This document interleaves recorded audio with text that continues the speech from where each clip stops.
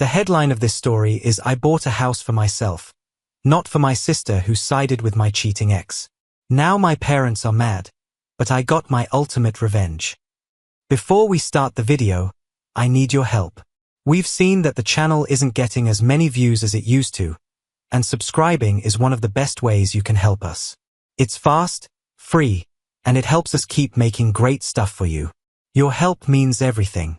Let's work together to make this channel bigger. Thanks a lot. Let's get the video going now. Hey everyone, I'm a 34-year-old man and I never thought I'd be posting about this on Reddit. But here we are. I thought my life was quite good back then. I had a good job as a mechanic at a garage nearby. I rented a house in a nice neighborhood, and I had a wife named Jessica who I had been with since college. It wasn't anything special, but it was stable, you know? I worked hard, paid my bills on time, and thought I was making something that would last. Jessica and I weren't ideal, but what relationship is? We had our ideas for the future, our routines, and our inside jokes. Or at least I thought we did. My life fell apart 2 years ago when I walked in on my wife Jessica having sex with our neighbor in our bed. I swear this is true. I got home from work early because I wanted to surprise her on our anniversary. I guess the surprise was for me. I can still picture the look on her face as she saw me in the doorway. Not even embarrassed, just annoyed that I had interrupted. I knew our 6-year marriage was over long before I unlocked the bedroom door. For the next few weeks, there were a lot of fights, bogus apologies, and me sleeping on my friend Mike's couch while trying not to go crazy. Jessica kept insisting it was only a mistake and that we could get past this. But then I found texts that were months old. This wasn't a one-time thing. She had been cheating on me for most of our marriage. The divorce was very bad. She wanted to take everything, even the automobile I bought before we met. This shark in a suit was her lawyer, and he kept looking at me like I was trash. In the meantime, I could barely pay for my lawyer, who honestly seemed more interested in his lunch break than my case. But Jessica wasn't the one who hurt me the most. It was from my sister Amber, who is 29 years old and a woman. I thought we had always been close. One mom, 2 kids. I had always been there for her when she needed me. I bought school supplies for my niece and nephew, restored her car many times, and even paid her rent twice when she was out of work. And how did she pay me back? By absolutely agreeing with Jessica. Not because she thought I deserved to be cheated on, but because Jessica was buying her things. New clothes, taking her to posh restaurants, and even watching Amber's kids so she could go on dates. And to top it all off, Jessica promised to set her up with this so-called rich buddy of the person she was sleeping with. Amber was basically giving up her loyalty for a chance at a sugar daddy. Amber told me over the phone that you probably made her cheat anyway. It hurt that she was still spending out with Jessica. Men never know what women want. At that point, I knew I was really on my own. I hung up, blocked her number, and made a choice right then. If it killed me, I was going to start over. I packed up the little belongings Jessica's lawyer let me take and looked for the cheapest apartment I could find. It was mostly a box with a bathroom attached. A place where you can make dinner, watch TV, and use the bathroom without getting out of bed. Yes, that little. I recall sitting on that lumpy mattress the first night and wondering how my life had gone so wrong so quickly. I was married, had a nice home to live, thought my sister had my back, and was very happy 6 months ago. I was now living in a bad apartment that smelled like the cats of the people who lived there before me. My wife was cheating on half the people in the neighborhood, and my sister was on Jessica's side the whole time. Seeing their Instagram posts was the worst part. Jessica and Amber suddenly became best friends. They posted photographs of themselves at restaurants I could never afford to take Jessica to, along with big captions about living your best life and toxic people, which obviously meant me. They even blogged about a trip to the beach that Jessica and I had always wanted to take but never had the money for. I guess she found the money after I left. My folks weren't much assistance either. They kept advising me to try to work things out with Jessica since that's what marriage is all about. When I told my mom that I caught her in bed with another guy, she remarked, "Well, relationships are complicated, honey." Yeah, no kidding, Mom. I think that stung the most. Everyone thought I was exaggerating when I got mad because my wife was cheating on me. People said I was being unreasonable for not wanting to stay with someone who had been lying to me for years. About a month after I moved into my small apartment, I ran into Amber in the grocery store. That was the last straw. I was purchasing ramen and cheap coffee, which was pretty much all I ate at the time. She was filling up on pricey goodies that she could never afford previously. I attempted to stay away from her, but she saw me and walked over with a phony, worried look on her face. She looked at my cart and remarked, "Oh my God, you look terrible. Are you eating enough?" she said. Before I could answer, she started telling me about how Jessica was doing so much better now and how her new boyfriend, who was also her neighbor, was so nice and brought them all out to a fine restaurant last weekend. She leaned in, as if she were about to tell me a major secret, and added, "You know, Jessica told me everything about why your marriage didn't work out. You definitely should have paid more attention to what she needed." I just looked at her and didn't know what to say. My sister, who I helped raise when our dad left when she was 12, was in front of me and basically saying I deserved to be cheated on. "Jessica's new boyfriend might have a friend you'd like," she said with a smile. "Someone who can buy better groceries than this," she said, pointing at my cart. I put my things down in the aisle and departed. I didn't say anything to her. Simply turned around and walked away. I formed a plan that night. I was done feeling bad for myself. I won't let Jessica and Amber make me feel like the problem anymore. I was going to start over and establish my life again. And I was going to do it so brilliantly that they wouldn't be able to speak. I wanted to work really hard till I could buy my own apartment. Not a sad shoebox, but an actual place. Something that was mine that no one could take away from me would taste like revenge in the end. So my daily routine got crazy and certainly not good for me. But I didn't mind. I'd get up at 5 a.m., go to the bad gym in my apartment building, which was just a treadmill and some dumbbells in a closet, and then be to the garage by 6:30. I'd work until 6 o'clock or 7 p.m., and sometimes later if we had to fix anything quickly. After that, I'd get some cheap takeout, go home, and study till I couldn't keep my eyes open. Weekends weren't any better. I took on extra work maintaining cars for money. I changed oil, brake pads, and alternators, simple things I could perform in parking lots with few tools. It wasn't quite legal, but I needed every money I could get. Rick, the manager, started giving me additional work to do at the store. At first, all I did was order parts and chat to consumers. After that, he let me do the hiring and scheduling. I was practically in charge of the place by the 6th month, and he was in charge of the back office, where he played solitaire. He informed me one day while we were locking up, "I've owned this place for almost 30 years. No one has ever worked as hard as you do. What are you doing, kid?" I thought about telling him the full sorrowful story. The unfaithful wife, the sister who stabbed her in the back, the entire thing. But instead, I just responded, "Trying to buy a house." He nodded as if that made perfect sense. Good goal. There's nothing better than having your own place. You don't have to worry about rent going up or answering to a landlord. Smart move. That simple approval meant more to me than Dad probably knew. It was a big deal for someone to just say, "Good job," when everyone else thought I was the bad guy for being mad over being cheated on. The weird thing is that I started to feel better even though I was working all the time. Like how being busy saved me from feeling sorry for myself. And every month, seeing real growth in my bank account gave me something to think on other than how bad my life was. I still had a lot of horrible days. Don't get me wrong. There were days when I saw a post from Jessica or Amber and wanted to slam my phone against the wall. There were days when a customer would walk in and remind me of Jessica, and I would remember how she cheated on me.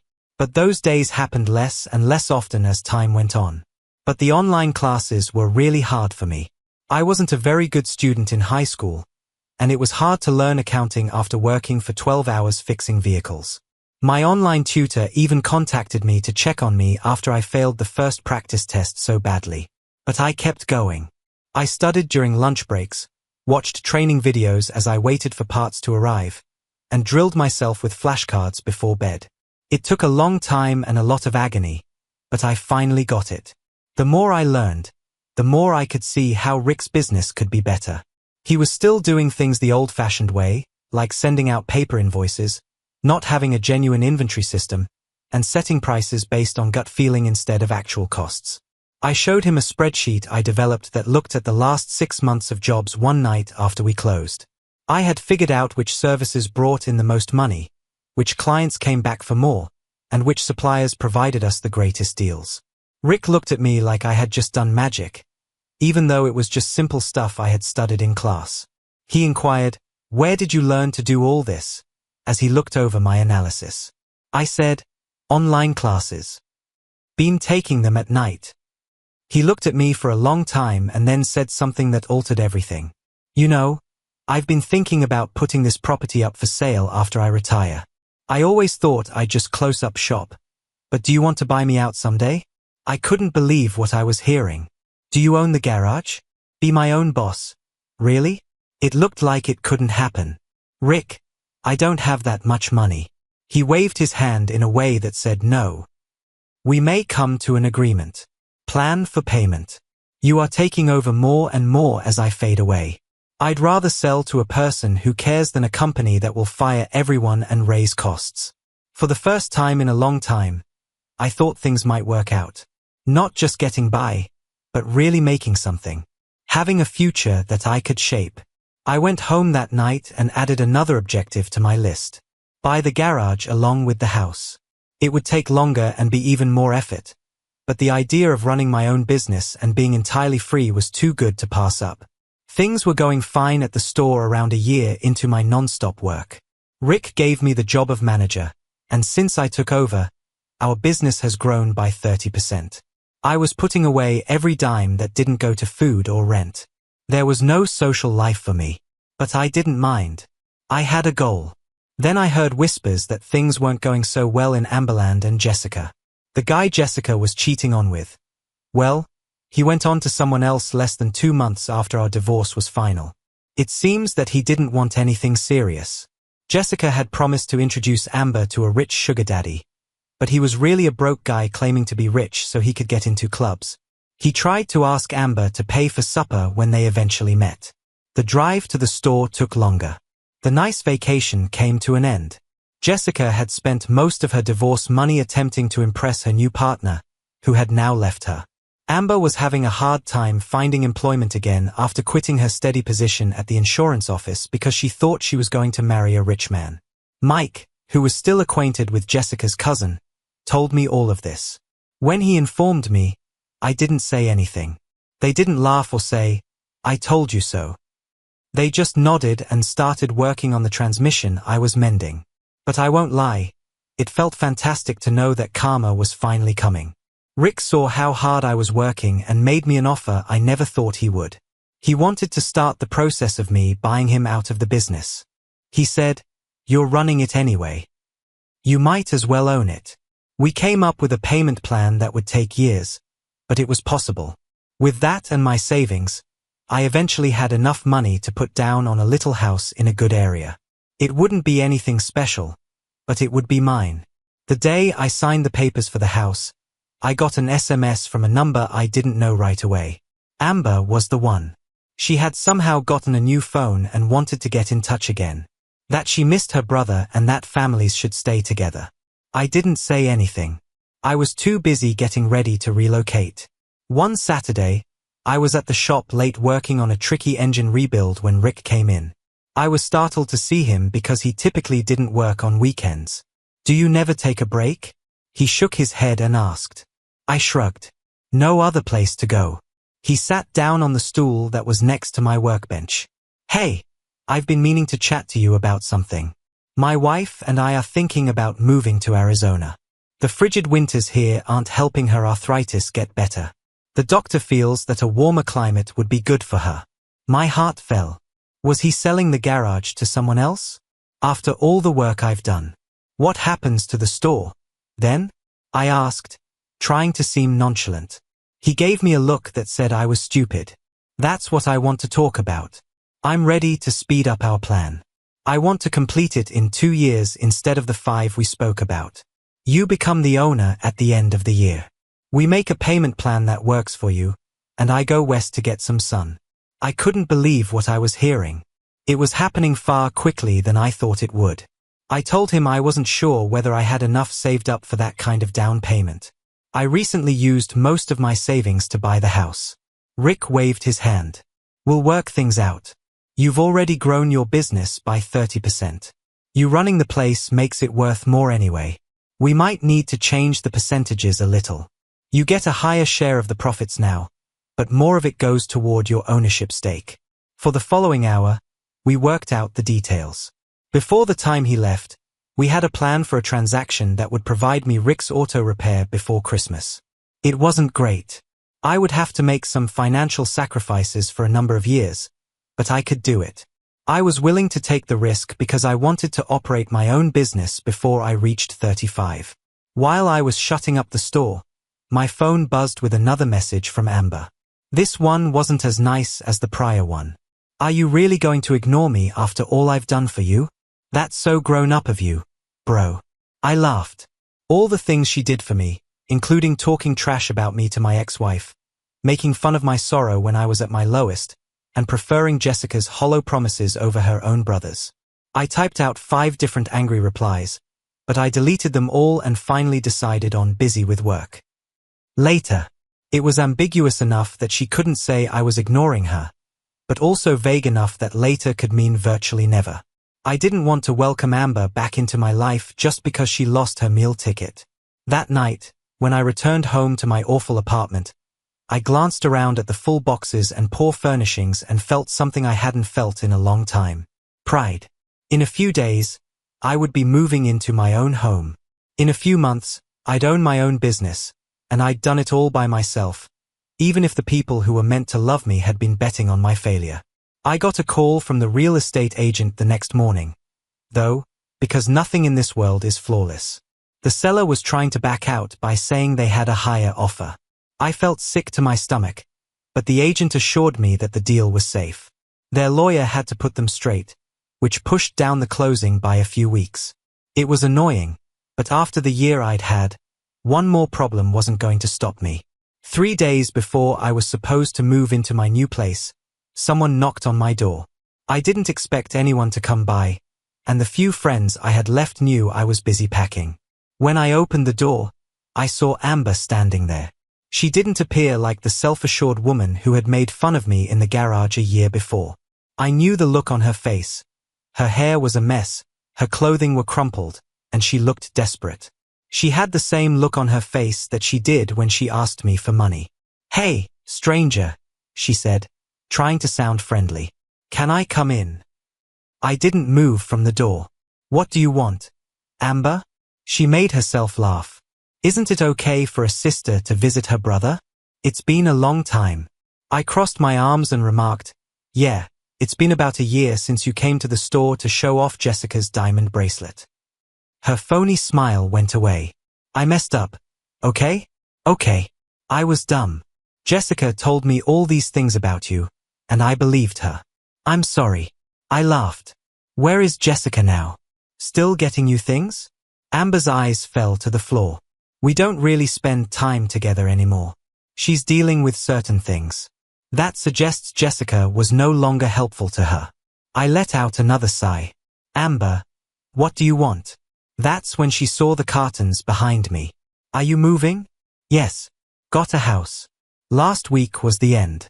Her eyes brightened up like I had just given her a winning lottery ticket. "A home?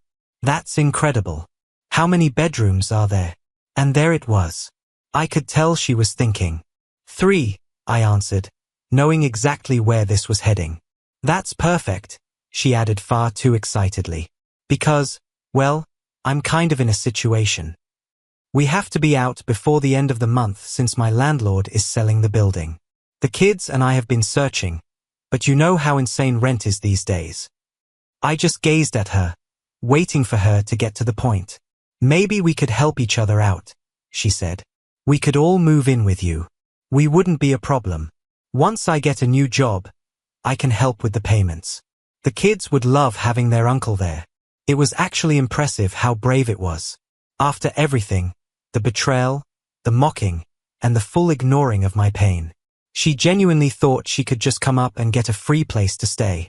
No, I said simply. Her smile faded. What do you mean by no? No, I mean it. You can't stay with me. Not right now. Never.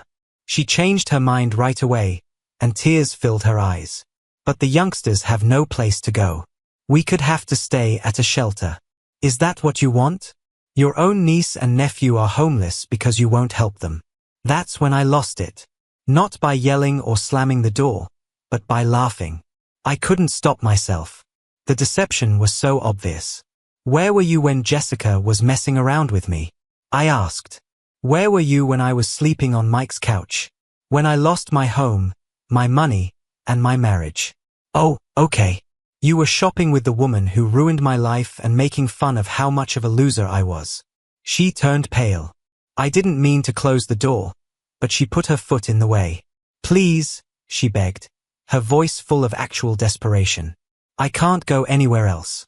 Dad and Mom won't help. Jessica is ignoring me and my buddies. They can't let us in. I answered, that sounds like a you problem. Just like she had said to me when I informed her Jessica had withdrawn most of our joint account before I could freeze it. I closed the door and moved her foot. She stood out there for almost 5 minutes, knocking and yelling my name. I absolutely ignored her and went back to moving boxes as if she weren't there. She finally gave up and went. I believed that would be the end of it. I should have known better. The next day, my phone was ringing and texting a lot. Not just from Amber but also from my parents. Amber had apparently gone right to them with a sob story about how I wouldn't support her and the kids when they needed it. My mom's message was a classic way to make me feel bad. I taught you better than this. Family helps each other.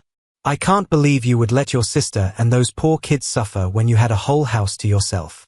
Forget that my parents hardly talked to me during my divorce.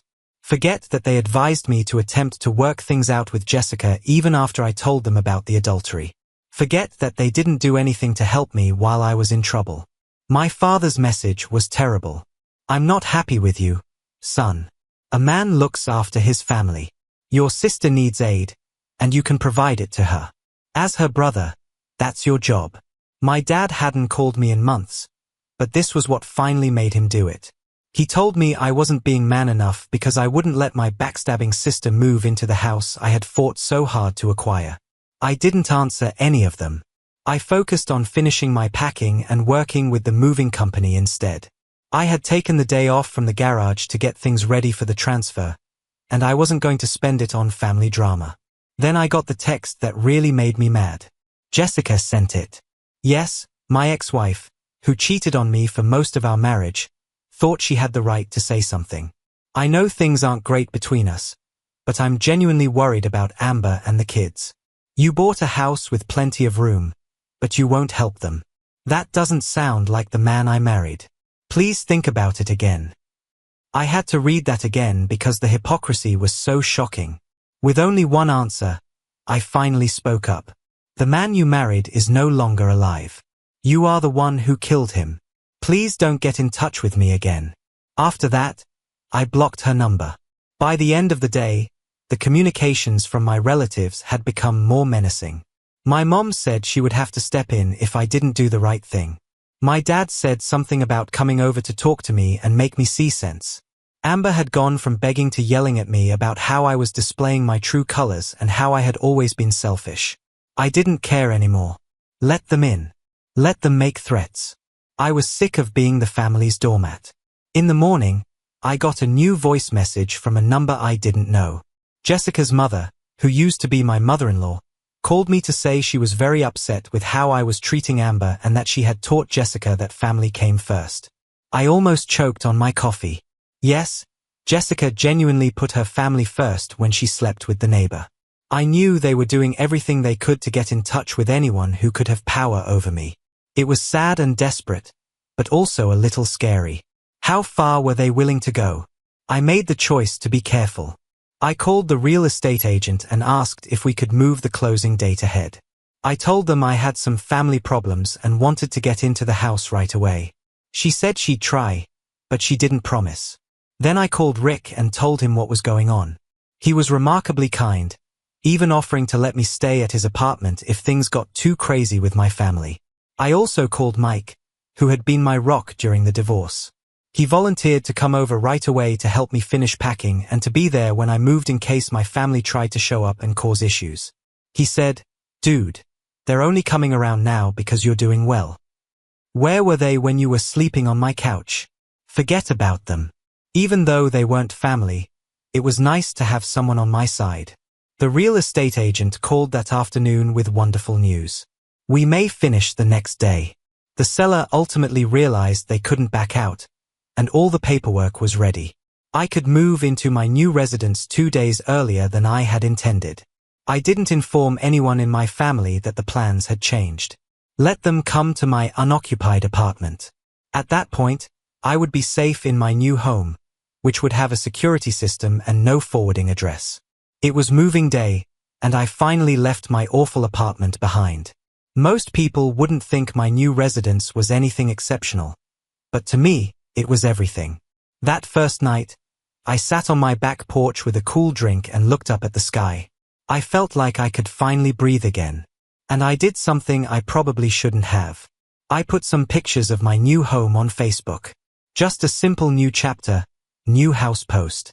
Nothing fancy. I knew Amber would look at it. I knew my folks would see it. A part of me wanted them to. The responses came right away. People I hadn't talked to in a long time congratulated me. The guys at the store enjoyed the post. A couple people from high school said nice things about how I was doing. Then the private texts began. My dad told me how upset he was that I would show off my success while your sister is having a hard time.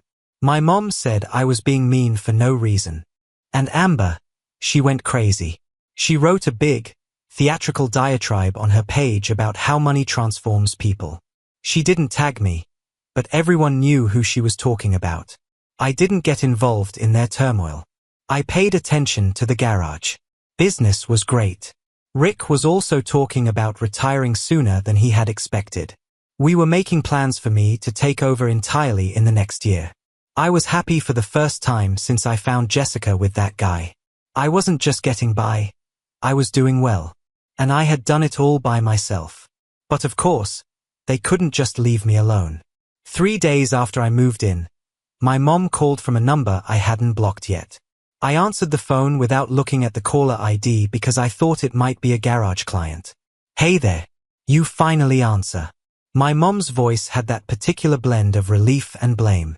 "We have been attempting to get in touch with you for days." I let out a sigh.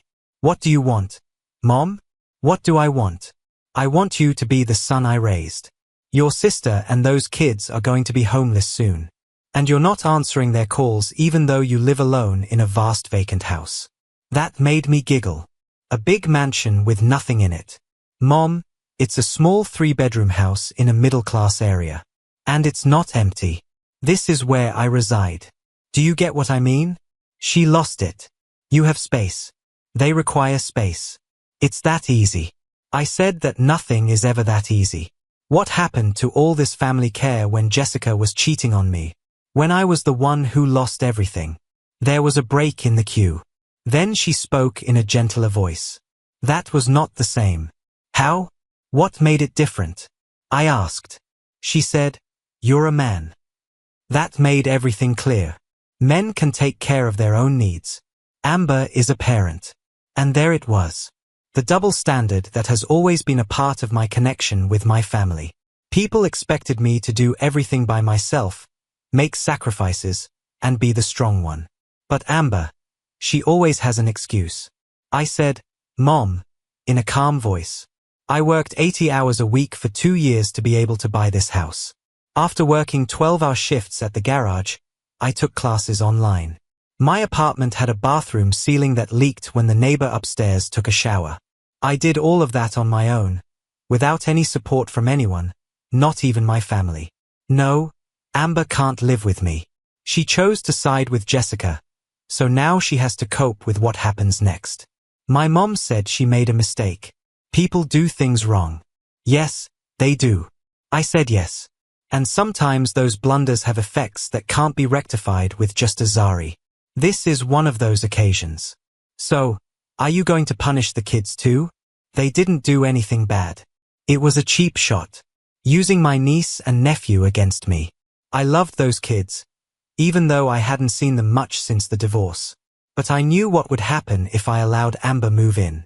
She would never leave, and in the end, I'd have to support all three of them while she went back to her old ways. I told them that the kids' grandparents live in a 4-bedroom house. Why don't they live with you and Dad? Another pause that says a lot. Your dad and I are too elderly to have kids running about. We need some peace and quiet. They wanted to dump Amber's troubles at my house so they wouldn't have to deal with them. I answered, well, I need my peace and quiet too. I've earned it after the last 2 years. This isn't done. Before she hung up, my mom warned me. She was right about it. At least it wasn't done. Not even close. When I got home from work the next day, Amber's car was parked in my driveway. She was sitting on my front porch with her kids, and there were suitcases and trash bags full of clothes all around her. I asked, "What the hell is this?" as I got out of my pickup. She yelled it loud enough for the neighbors to hear that we were kicked out. We can't go anywhere else. The kids looked exhausted and puzzled. I felt sorry for them. But she said defiantly, "This level of manipulation. You imagined you'd just come to my place with all your things. You really didn't. Not even if you asked if you wouldn't let your own niece and nephew be homeless." She was using the kids as shields to try to trap me. It was a dirty move, but that's what I would expect from her. I told you to get in your car and leave. Now what? She fought back. You're going to call the cops on your own sister while her kids are here. I took a big breath. Amber, this isn't going to work. You can't make me feel bad about this. Bring the youngsters to their mom and dads. She said they won't take us. They said they were too elderly to have kids. I told her to contact Jessica next. Do you remember that you two were best friends? Friends who go shopping together. She can take you in. Amber's face got darker. Jessica, we don't really talk anymore. I said, that's shocking. I understand how the youngsters feel. I really do. But you can't stay here. Amber said, you're a real piece of work. You act all high and mighty now that you have a house. Breaking news. Jessica still cheated on you. Thus you're still a loser. It's hardly surprising that she couldn't stay faithful. Who would want to be with someone so selfish and mean? And just like that, I didn't feel guilty anymore. That was the true Amber, the one who made fun of my pain, picked Jessica above her own brother, and was now trying to use her kids to get what she wanted from me. I said in a stern voice, "Get off my property. Now, or I'll really call the cops." She must have seen something in my face that made her believe me because she started to pack her bags. "Come on, kids," she said. "Your uncle doesn't want us. We'll figure something out on our own, like we always do." A week after Amber's little prank on my porch, I believed things would finally calm down. I had my home, my business, and my tranquility. But individuals like her and Jessica won't give up without one final try. I knew better, so I was careful. So, the day after Amber's performance on my doorstep, I went straight to the county clerk's office and asked for a no trespassing order against her. It was easier than I thought it would be. It turns out that when someone shows up at your door with luggage and kids trying to get in, it's a real reason to be worried. The police officer I talked to indicated I had enough proof to make it happen right away.